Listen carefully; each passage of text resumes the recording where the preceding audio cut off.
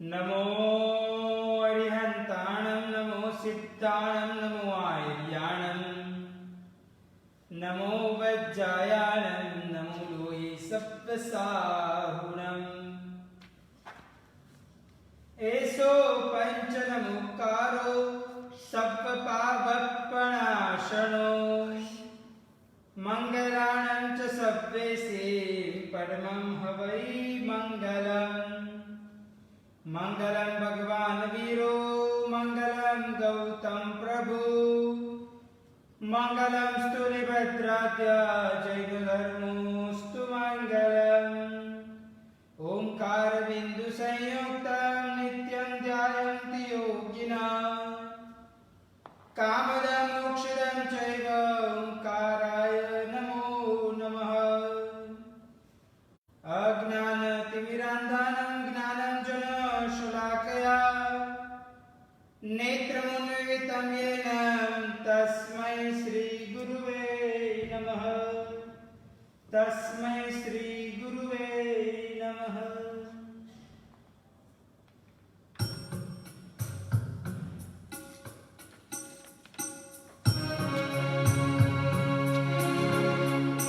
डगले हने पगले सतत हे सामने करे विपणे ते धन्य छे जेने अहिंसा पूर्ण जीवन सापडे क्यारे थसे करुणा जरड़ती आद्र आरु आगणु आ पापमय संसार छोड़ी श्रमण हूँ प्यारे बनूं आ पापमय संसार छोड़ी श्रमण हूँ प्यारे बनूं क्यारेक भय क्यारेक लालच चेतने एवा लड़े व्यवहार व्यापार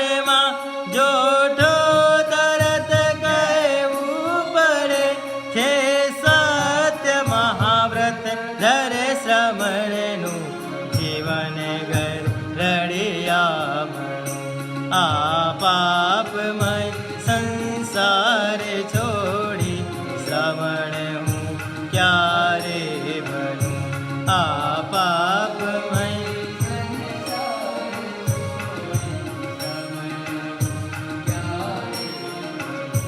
जे मालिके आप्या वगरनु गणकरू पड़ले वंदन हजारो द्वारे हो ते श्रवणने पड़ पड़ मई हो तो अदता दान माटे गाम पर गामे बहु आ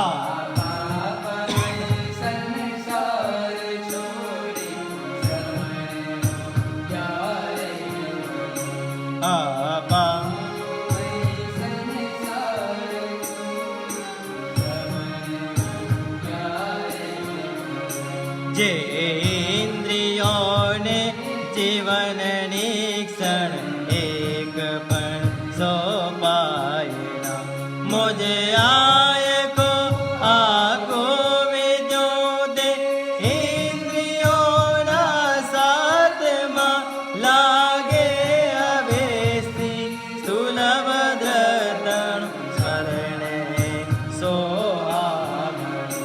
आ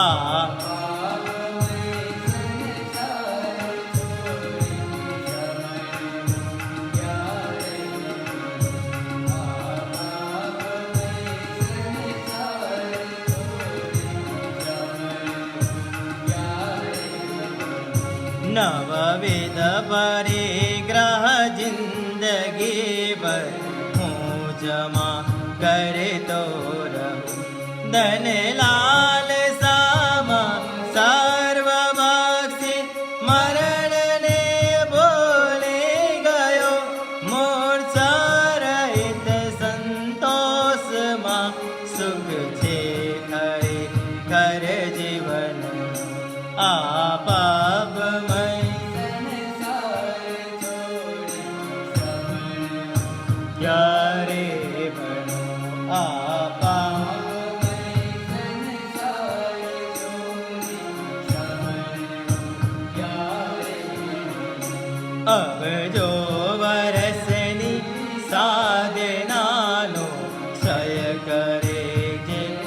શરણે જે નરકનો અનુભવ કરાવે સ્વમરણે હે ક્રોધથી વણે મોક્ષ સબધા યોગ ક્યારે આ પાપમય છોડી સવર ક્યારે આ પાપમય સંસાર છોડી સવર ક્યારે જેના ધર્મ તરુણા મૂલે જેવા વિનય ગુણને જે જે બલ બલા ઊંચે ચડેલા ને તારા સમગણે હે દોસ્ત માનસ ભટની સામે બળબણે મુજે વામ આ પાપમય સંસાર છોડી સવર ક્યારે આ પાપમય સંસાર છોડી શ્રમણે હું ક્યારે હો શ્રમણે હું ક્યારે હો શ્રમણે ક્યારે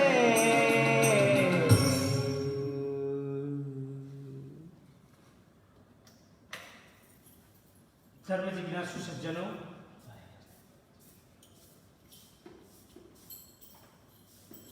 सातवां नंबर का पाप स्थानक यानी कि मान, अभिमान, ईगो, घमंड इस प्रकार कहा जाता है। भाग्यशाली मद यानी कि अभिमान, 8 प्रकार के मद की बात बताई गई है, जिसमें से हमने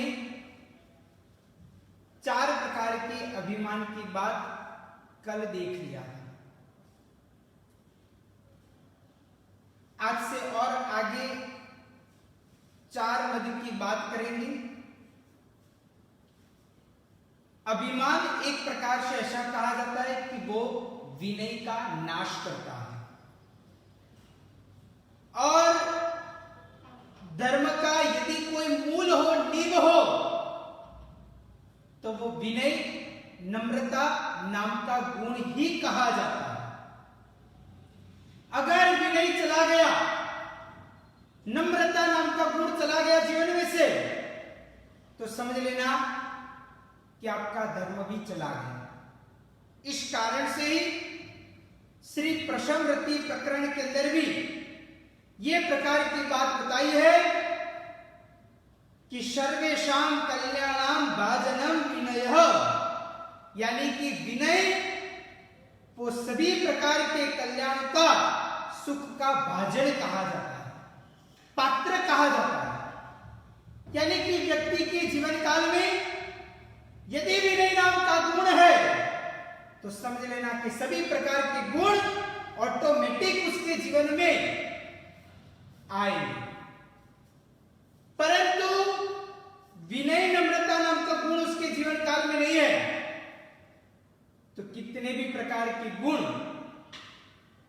आने के पश्चात भी वो टिकेंगे नहीं, वो चले जाएंगे।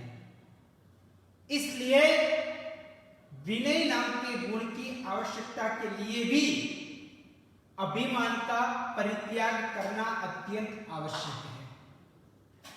भाग्यशाली कल्पसूत्रकार भद्रभाव स्वामी जी ने भी कल्पसूत्र के प्रथम प्रवचन में कल्पसूत्र का महिमा दर्शित करते हुए उन्होंने भी ये बात बताई है कि सभी गुणों के अंदर अगर कोई श्रेष्ठ शिरोमणि गुण हो तो वो विनय नाम का गुण ही कहा जाता है। भाग्यशाली नमस्कार महामंत्र को याद करो, जिसके अंदर बारी बारी से नमो नमो नमो नमो नमो लिखा गया है।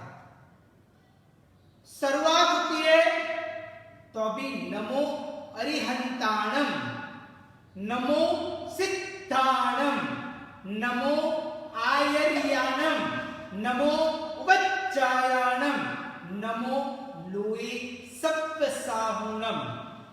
यानी कि एक प्रकार से हर बार बारी बारी से नमो नमो नमो नमो नाम के शब्द का उपयोग किया है। यही सीधे अर्थ के अंदर ये बता रहे कि आप जितना झुकोगे, जितना नमन करते रहोगे, जितना नम्रता वाला भाव लाओगे, उतना ही आप आपके जीवन काल में खूब नई ऊंचाई की ओर बढ़ पाओगे। परंतु यदि जीवन में नम्रता का भाव नहीं है, नम्रता का गुण नहीं है, अक्कड़ता है, तो भाग्यशाली वो व्यक्ति जीवन में कभी भी आगे नहीं बढ़ पाएगा। इसलिए ये सभी चीजों को ध्यान में रखते हुए अपने जीवन काल में नम्रता नाम का एक गुण अवश्य में वो अपनी जिंदगी के अंदर लाने का प्रयत्न करना चाहिए। भाग्यशाली कहा गया है कि एक बार एक जो नगर था, वो एक नगर के अंदर कई सारे अलग अलग प्रकार के लोग रहते थे, अलग अलग प्रकार की गली और मोहल्ले आदि वगैरह थे। वहां के लोग खूब उदार दिल वाले थे, शांतिपूर्वक तरीके से अपना जीवन व्यतीत करते थे। और नगर के बाहरी कोई हिस्से के अंदर एक आश्रम छोटा सा था और वहां पे कोई सन्यासी वहां पे अपनी साधना, आराधना और अपना जो भी कार्य होता था वो करता था और वहां पे रहता था। हर रोज वो सन्यासी कुछ 10-11 बजे आश्रम से निकलता था और गांव की ओर जाता था। गांव के अंदर एक प्रकार से वो भिक्षा लेने के लिए जाने का प्रयत्न करता था। अभी भिक्षा लेने के लिए तो वो निकलता था, हर रोज सुबह का उसका नित्य क्रम था, भिक्षा लेने के लिए निकलता था और भिक्षाम देही करते हुए वो वहां के लोगों के अंतर्गत भिक्षा प्राप्त करता था। घर के बाहर से भिक्षाम देही बोलता था और घर से जो भी व्यक्ति होते थे वो उनको भिक्षा इत्यादि देने का प्रयत्न करते थे। अभी ये सन्यासी जब गांव के अंदर आया, वो अलग अलग घर के अंदर भिक्षाम देही करते हुए घूम रहा था। कोई घर से उनको रोटी मिली, कोई घर से उनको कोई ना कोई प्रकार का अन्न, खुराक आदि वगैरह मिला, परंतु उनको एक प्रकार से सब्जी या तो छाछ इत्यादि नहीं मिला। अभी सिर्फ रोटी या तो रोटला आदि वगैरह मिला था। वो ढूंढ रहा था कि कोई जगह पे मुझे छाछ मिल जाए या तो थोड़ी बहुत सब्जी मिल जाए तो भोजन अच्छी तरह से हो पाएगा और मैं तुरंत ही मेरे आश्रम की ओर आगे बढ़ूंगा। और इस प्रकार वो सोचते हुए एक घर से दूसरे घर, दूसरे घर से तीसरे घर की ओर जा रहा था। और वो भी संतोषी आदमी था कि बस मिला तो ले लिया, नहीं मिला तो ठीक है। ऐसा नहीं कि ये पटारा भरने के लिए लेना है, सिर्फ पेट भरने के लिए ही जितनी आवश्यकता थी उतना ही वो प्राप्त करता था, उतना ही लेता था। और ऐसे करते हुए एक घर से दूसरे घर की ओर जाता था। रोटी, रोटला इत्यादि मिल गया था, परंतु छाछ या तो फिर सब्जी ऐसा कुछ थोड़ा बहुत मिल जाए तो काम निकल जाएगा। इस प्रकार घर घर के अंदर घूमते हुए एक घर से जहां से शायद हर रोज छाछ इत्यादि मिलती थी वहां पे वो पहुंचा और बोला कि भिक्षाम देही। तब अंदर से कोई घर के अंदर से बहू निकली और बहू बाहर निकलते हुए वो सन्यासी जी को कहा कि सन्यासी बोलो, आपको रोटी, रोटला आदि वगैरह चाहिए तो सब कुछ रेडी है।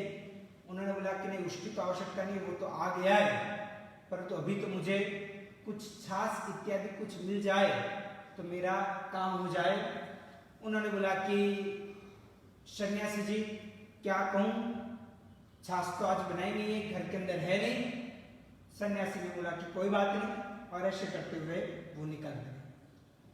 वो गांव से बाहर निकलते हुए आश्रम की ओर जाने लगे। करीब करीब आश्रम और गांव दोनों के बीच में करीब करीब 3 से 4 किलोमीटर का अंतर था। 3-4 किलोमीटर अंदर आते हुए वो भिक्षा प्राप्त करता था, वापस 3-4 किलोमीटर बाहर जाते हुए अपने आश्रम की ओर जाता था।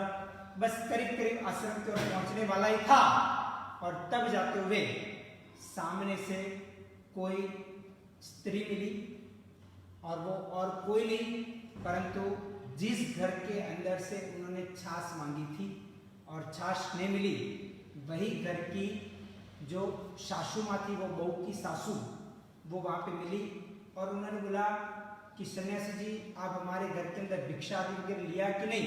उन्होंने बोला कि मैं आपके घर की ओर ही गया था और मैंने छाछ इत्यादि मांगने का प्रयत्न किया पर आपकी बहू ने बोला कि घर के अंदर नहीं है। उन्होंने बोला कि नहीं नहीं ऐसे कैसे वो बोल सकती है, चलो मैं मेरे साथ आपको मैं इस प्रकार लेके जाती हूँ और घर की ओर उनको वापिस लेके गए। उनको हुआ कि चलो कोई बात नहीं, आज मुझे छाछ पक्का मिलेगा और ऐसे करते खुशी खुशी के अंदर वापिस वो आश्रम की ओर से गांव की ओर जाने लगे। कितना तो 3-4 किलोमीटर कभी करीब करीब वापिस गांव की ओर आए और आते हुए जब सासू माँ अंदर गई और अंदर जाते हुए थोड़ी सी बाहर आए और सन्यासी जी को कहा कि छाछ तो घर के अंदर नहीं है। तो सन्यासी जी ने कहा कि तो फिर आपने बुलाया क्यों वापस मुझे आश्रम से इधर तक। उन्होंने बोला कि ये ना बोलने का अधिकार बहू का नहीं है, वो अधिकार मेरा है और वो अधिकार उसको पता चले कि ये अधिकार उसका नहीं है, इसलिए मैंने आपको बुलाया। सोचो भाग्यशाली कि ये सासू माँ ने अपना अभिमान के लिए वो सन्यासी जी को भी आश्रम में से वापिस इधर बुलाने का प्रयत्न किया कि वो आजकल की जो बहू है वो क्या बोल सकती है, मना वो थोड़ी कर सकती है। मना करना या तो कुछ है तो वो मेरा अधिकार है और वो अधिकार के लिए ही उसके अभिमान को उसने मजबूत बनाया और ऐसे करते हुए सन्यासी बेचारा थक गए और वापिस ऐसे ही बिना छाछ बिना सब्जी प्राप्त करते हुए वापिस आश्रम की ओर जाने का प्रयत्न हुआ। तो भाग्यशाली कहने का इन शॉर्ट में मतलब यही है कि व्यक्ति को अपने जीवन काल के अंतर्गत अभिमान आने का प्रयत्न काफी बार होता है, परंतु ये अभिमान को व्यक्ति अपने जीवन काल में से दूर करेगा तो उसका जरूर आत्मकल्याण और आत्म उत्थान हो पाएगा। जब तक व्यक्ति के जीवन काल में अभिमान है तब तक आत्मसंतोष या तो आत्मिक शांति उसके जीवन काल में कभी भी नहीं मिलेगी। परंतु यदि उसके जीवन काल में आत्मिक शांति आत्मिक संतोष प्राप्त करना है तो उसके लिए कहा जाता है कि ये ऐसे प्रकार के कषायों को, विषय वासनाओं को जीवन में से दूर करना होगा।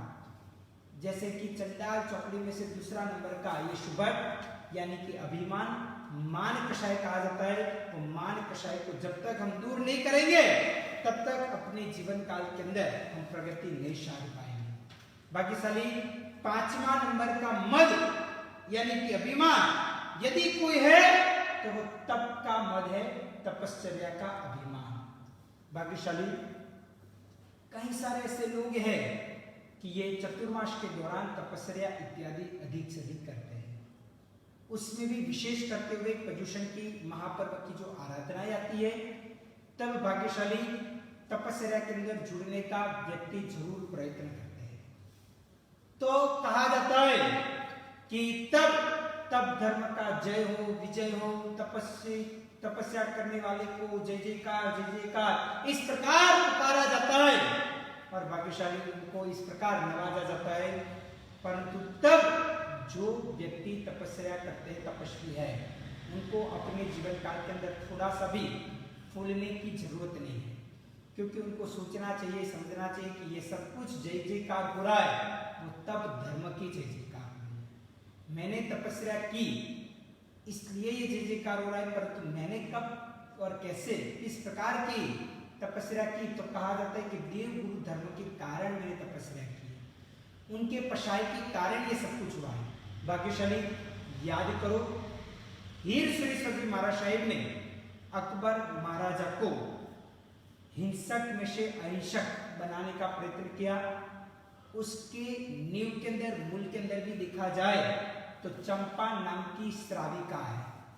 चंपा नाम की श्राविका ने 6 महीने के उपवास लगातार कंटिन्यू किया, और जब उसको पूछा गया कि तू ये कैसे करती है, तब उन्होंने एकमात्र एक ही जवाब दिया कि मैं देव गुरु पशा, यानी कि देव गुरु की कृपा से मैं सब कुछ कर सकती हूँ, यानी कि देव गुरु की कृपा से हुआ है। इस प्रकार उन्होंने कहने का प्रयत्न किया। तो भाग्यशाली इसके द्वारा सीधा हमें पता चल सकता है कि कितनी नम्रता, कितना विनय, कितनी झुकने की भावना, तब जाते हुए पूरा की पूरा श्रेय किसको, तो गुजरात के गंधार के अंदर बैठे हुए हीर श्री जी महाराज को चंपा श्राविका ने पूरा की पूरा श्रेय दिया। तो भाग्यशाली इस प्रकार तपस्या हर एक व्यक्ति को कर सकता है, ऐसा जरूरी बिल्कुल नहीं है, परंतु यह तपस्या एक प्रकार से ऐसी कही जाती है कि तपस्या करते करते हुए अपने कई सारे कर्मों में को धुलने की प्रक्रिया करनी है। परंतु यदि तपस्या करते हुए हम अभिमान में आ जाते हैं तो वो कर्म टूटेंगे नहीं, परंतु नए प्रकार के कर्म लगने का प्रयत्न हो पाएगा। इसलिए कर्म को तोड़ने का एक अक्षीण उपाय वो तपस्या नाम की तप धर्म की आराधना ही कही जाती है। भाग्यशाली बाह्य तपस्या तो शायद हो पाए या न भी हो पाए, शरीर साथ दे तो हो पाए, और शारीरिक अवस्था व्यवस्थित न भी हो, प्रतिकूल हो तो शायद न भी हो, परंतु हमें अपने जीवन काल में कभी भी अभ्यंतर तप को भी छोड़ने जैसा नहीं है। अभ्यंतर तप भी अपने जीवन काल के अंदर करने जैसा है। अभ्यंतर तप भी करते हुए आत्मिक उत्थान हो सकता है। ऐसा बिल्कुल भी जरूरी नहीं है कि सिर्फ आप बाह्य तप करोगे तो ही मोक्ष में जाओगे, परंतु अभ्यंतर तप भी अपने जीवन काल के अंदर होना चाहिए। भाग्यशाली याद करो कुरगुड़ मुनि को, जो एक प्रकार से नित्य क्रम के अनुसार उन्होंने कोई पूर्व के अंदर अंतराय ऐसा बांध दिया जिस कारण से वो तपस्या नहीं कर पाते थे, और हर रोज एक घड़ा भरते हुए चावल उनको वापरना ही पड़ता था। शरीर की अवस्था भी ऐसी प्रकार की थी, परंतु मन के अंदर एक पश्चाताप, एक डंक था कि मेरे सहवर्ती साधु कोई मासिक श्रवण के पालन मासिक श्रवण, कोई 2 मासिक श्रवण, कोई 3, कोई 4 महीने के लगातार उपवास कर रहे, और मैं एक दिन मात्र भी उपवास नहीं कर सकता हूं। कैसा मैं व्यक्ति हूं। इस प्रकार अपने आप को ही एक प्रकार से कहते थे कि मैं कैसा कम भागी हूं कि छोटी सी उपवास जैसी तपस्या भी नहीं कर सकता हूं, और ऐसी एक प्रकार का अंदर से डंक पूर्वक तरीके से गोचरी इत्यादि वापरने का प्रयत्न करते थे। कई बार गोचरी वापरते वक्त भी आंख में से अश्रु की धारा निकल जाती थी। इस प्रकार उनका एक प्रकार का मन का, आत्मा का एक प्रकार का ऐसी विचारधाराएं थी। परंतु दूसरी साइड देखें तो उनकी सहवर्ती साधु तपस्या करते हुए भी अभिमान था कि देखो हम मासिक श्रवण कर रहे, आप इतने तुच्छ हो या तो इतना भी नहीं कर सकते हो, इस प्रकार उनको कहते थे।